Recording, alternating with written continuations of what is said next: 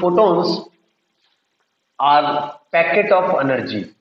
Photons are packet of energy and has energy E is equal to h nu, where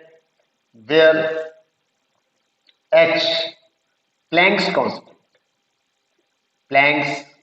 constant और इसकी value होती है 6.6 into 10⁻⁻34 joule second. जबकि ये हमारे पास क्या है, फ्रीक्वेंसी, ये क्या है, frequency of incident radiation, frequency of incident radiation. Energy की यूनिट यहां पर होती है जूल, एनर्जी की यूनिट होती है जूल। स्टूडेंट्स, इसको ऐसे भी लिख सकता हूं, E is equal to H C upon lambda, क्योंकि हमने पढ़ा हुआ है C is equal to nu lambda, यानी velocity is equal to frequency into wavelength. तो यहां पर हमारे पास देखो न्यू की जगह क्या आ जाएगा, C अपॉन लैम्डा। तो हमने न्यू की जगह C अपॉन लैम्डा रखा, तो हमारे पास आ गया H C upon lambda, where C speed of light, और लैम्डा वेवलेंथ। लैम्डा क्या है, वेवलेंथ ऑफ इंसिडेंट रेडिएशन। लेकिन स्टूडेंट्स, हमारे पास फोटोन्स की जो एनर्जी है उसकी जो प्रैक्टिकल यूनिट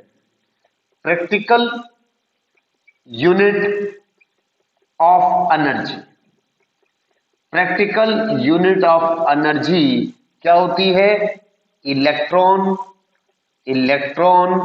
वोल्ट।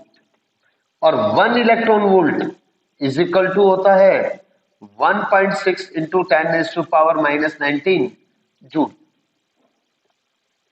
इसी तरह से 1 मेगा इलेक्ट्रॉन वोल्ट होता है 1.6 इंटू 10⁻⁻19, 1.6 इंटू 10⁻⁻19 इंटू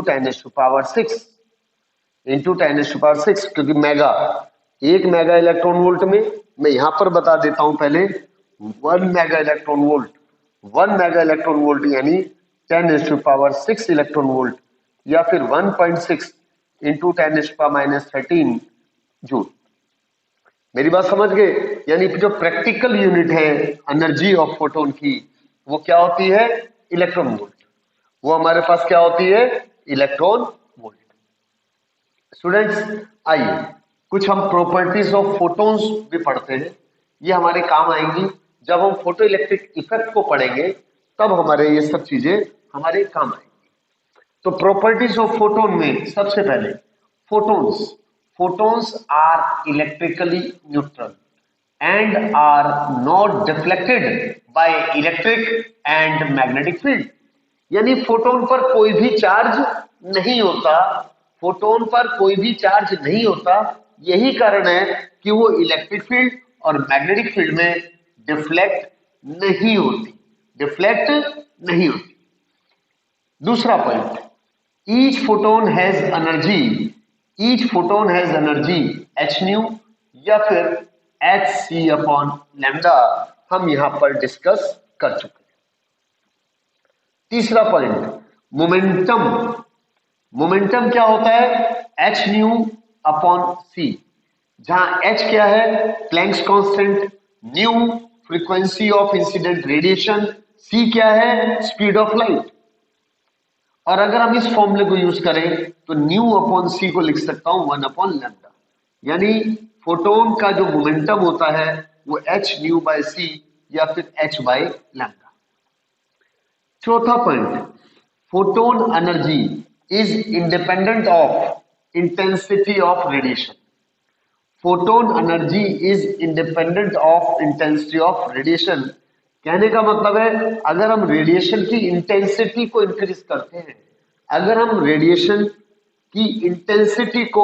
इंक्रीज करते हैं, तब फोटोन एनर्जी कांस्टेंट रहेगी, फोटोन एनर्जी कांस्टेंट रहेगी। हाँ, number of photons per second crossing per unit area वो तो इंक्रीज हो जाएगा। Number of photons per second crossing per unit area वो तो इंक्रीज हो जाएगा, but photon energy is constant. इसलिए हम कह सकते हैं photon energy is independent of intensity of radiation. पांचवा point, in a photon particle collision, in a photon particle collision the number of photons may not be conserved in a collision. The number of photons may not be conserved in a collision. कहने का मतलब है जैसे photon और electron का collision हुआ तो photon increase भी हो सकते हैं, डिस्ट्रॉय भी हो सकते हैं, फोटोन बढ़ भी सकते हैं, कम भी हो सकते हैं।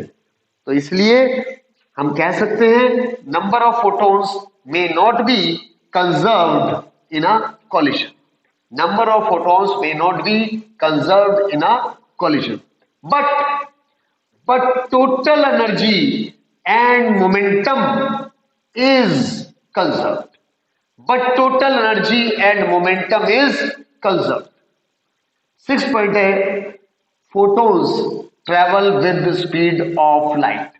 Photons travel with the speed of light. Clear है? और स्पीड ऑफ लाइट को किससे डिनोट करते हैं आप? सी से। क्या होती है स्पीड ऑफ लाइट? क्या होती है?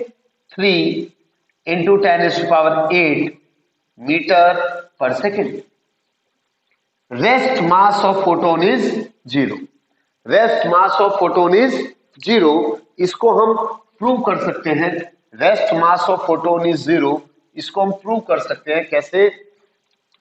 देखो, हमारा फॉर्मूला होता है M not is equal to M 1 minus V square upon C square. ये रिलेशन हमें आइंस्टाइन ने दिया था, ठीक है। तो v is equal to travel with speed of light, photon travel with speed of light, तो v is equal to C. तो M not is equal to M root 1 minus C square upon C square. तो यानी M not is equal to क्या आ गया? 0, क्योंकि ये cancel हो गया। तो 1 माइनस 1 हमारे पास क्या आ गया? आप देख लें, M not is equal to M 1 minus 1, ये हमारे पास आ गया 0, यानी rest mass of photon is 0।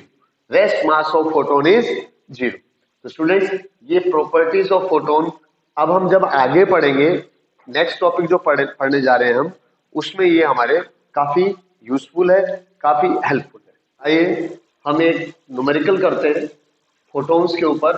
जो फोटोन की जो एनर्जी है उसके ऊपर बेस्ड हम एक न्यूमेरिकल करेंगे। देखो क्वेश्चन क्या है हमारे पास, what is the frequency of photons whose energy is 66 electron volt.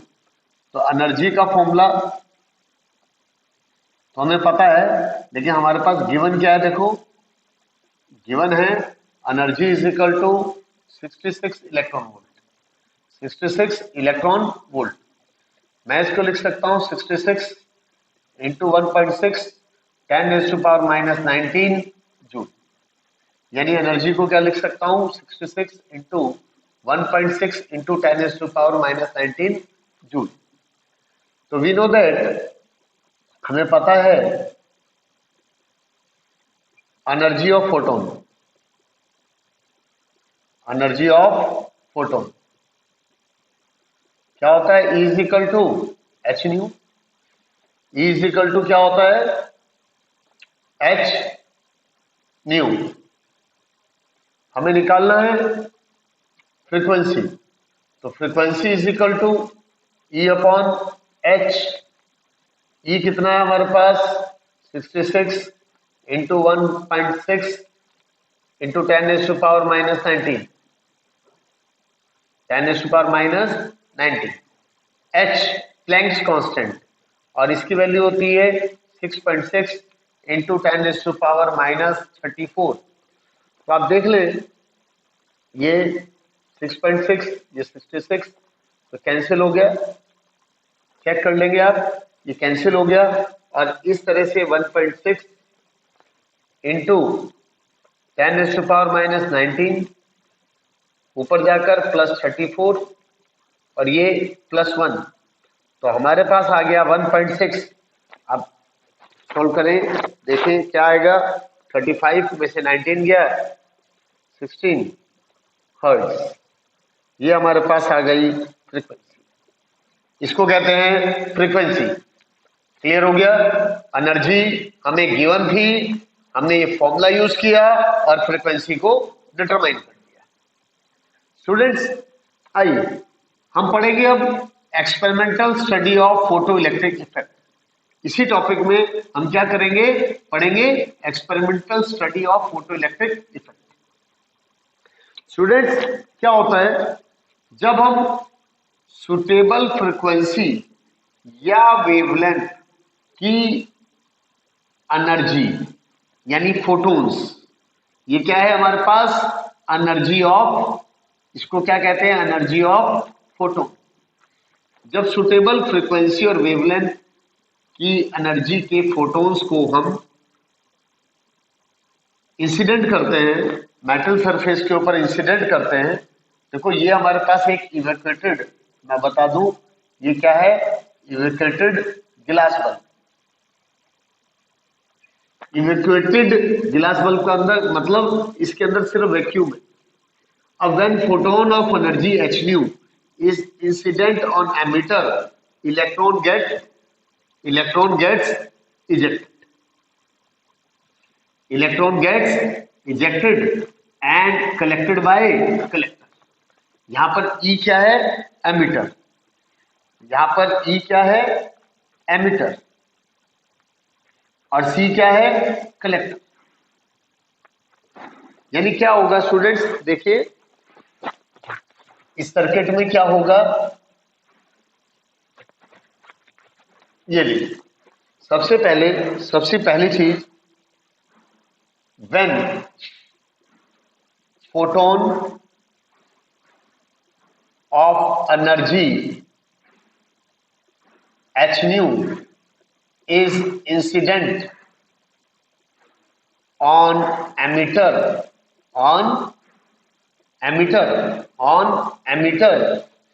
electron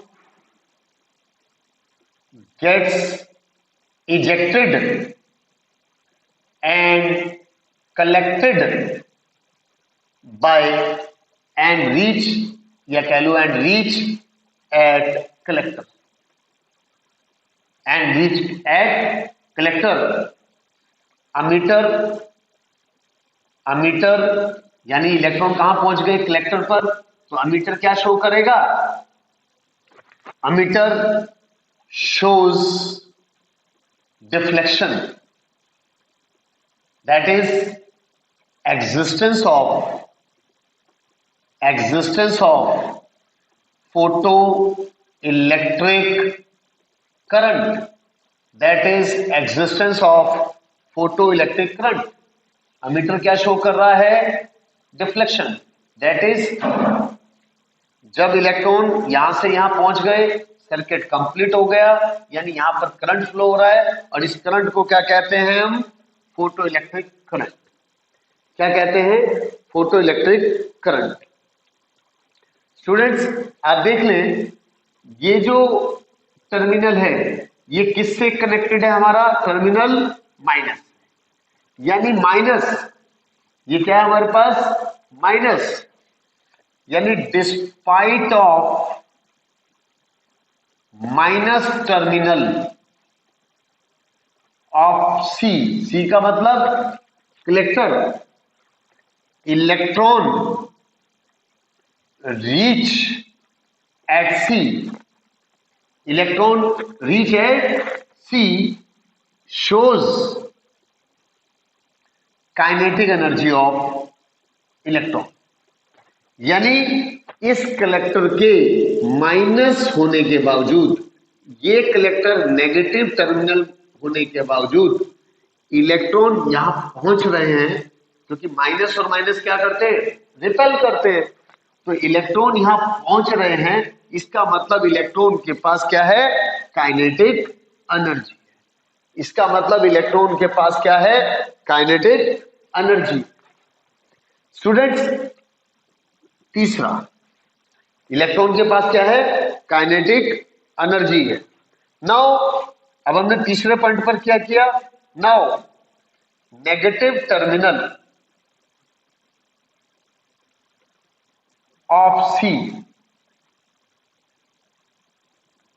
is more and more negative. यानी इसको मैं और ज्यादा नेगेटिव कर रहा हूं।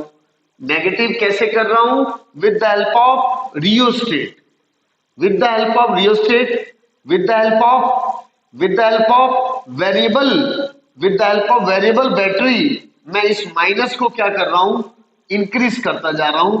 इस माइनस को क्या कर रहा हूं, नेगेटिव पोलैरिटी, नेगेटिव टर्मिनल को इंक्रीज करता जा रहा हूं। जैसे जैसे यह नेगेटिव बढ़ा, other factor remain constant, other factors remains constant, energy of photon constant है। जैसे जैसे मैं इसको नेगेटिव करता जा रहा हूं, कम और कम इलेक्ट्रॉन यहां पहुंच रहे, इलेक्ट्रॉन का यहां पहुंचना कम होता जा रहा है। That is now negative terminal of collector is made more and more negative, fewer and fewer electron reach at C.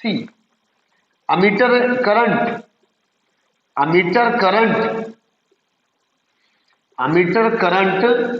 decreases, यानी अमीटर करंट क्या हो रहा है, कम होता जा रहा है। अमीटर करंट कम होता जा रहा है और eight particular negative potential of terminal C, of collector C, और एक पर्टिकुलर नेगेटिव पोटेंशियल के लिए कलेक्टर C के एक पर्टिकुलर नेगेटिव होने से क्या हुआ, एक भी इलेक्ट्रॉन यहां नहीं पहुंच पा रहा है। यानी फोटो इलेक्ट्रिक करंट क्या हो गया, अमीटर क्या रीडिंग शो कर रहा है, 0 रीडिंग शो कर रहा है। तो इस नेगेटिव पोटेंशियल को जब फोटो इलेक्ट्रिक करंट 0 हो जाता है, उस नेगेटिव पोटेंशियल को हम क्या कहते हैं, स्टॉपिंग पोटेंशियल। क्या कहते हैं, स्टॉपिंग पोटेंशियल। आइए मैं लिख देता हूं स्टूडेंट्स, ये लीजिए, यानी at particular negative potential of C, no electron reach at C, that is no electron, that is photoelectric current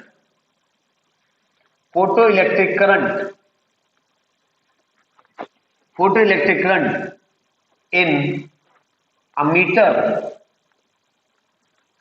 is 0. तो नेगेटिव पोटेंशियल स्टूडेंट्स, वो negative potential for which photoelectric current become 0 is called stopping potential, is called stopping potential, is called stopping potential, is called stopping potential। बहुत important definition है students. Negative potential for which photoelectric current becomes 0 is called stopping potential. और negative potential किसका, C का, collector का। मेरी बात समझ गए students. At this stage,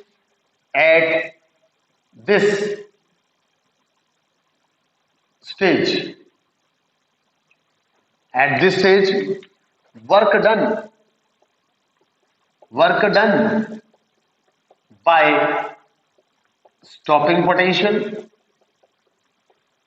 done by stopping potential, is equal to maximum kinetic energy of electron. यानी work done by stopping potential क्या होगा, EV नॉट, और maximum kinetic energy of electron, ये EV नॉट कहां से आया, हमने पढ़ रखा है W V is equal to W upon Q, तो W is equal to QV, W is equal to QV unit 1 में पढ़ा था हमने, तो W is equal to Q की जगह E, क्योंकि इलेक्ट्रॉन की बात हो रही है। V नॉट, एक्चुअली ये जो स्टॉपिंग पोटेंशियल है इसको हम V नॉट से रिप्रेजेंट करते हैं, तो E V not is equal to half M V maximum का स्क्वायर, यानी maximum kinetic energy of electron, या फिर V not is directly proportional to half M V maximum का स्क्वायर। मेरी बात समझ गए स्टूडेंट्स? हाँ, अगर मैं इस एक्सपेरिमेंट में इंटेंसिटी, किसको, इंटेंसिटी इंक्रीज करता हूं, that is effect of intensity,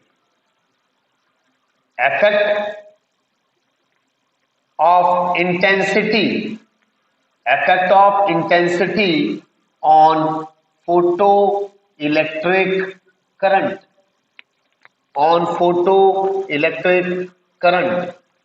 यानी अगर मैं इंटेंसिटी इंक्रीज करता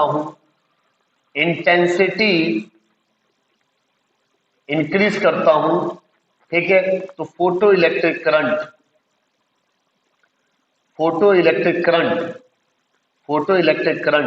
भी इंक्रीज हो जाएगा। अगर मैं इंटेंसिटी इंक्रीज करता हूं तो फोटो इलेक्ट्रिक करंट भी इंक्रीज हो जाएगा, यानी फोटो इलेक्ट्रिक करंट, इसका मतलब ये हुआ photo electric current is directly proportional to intensity,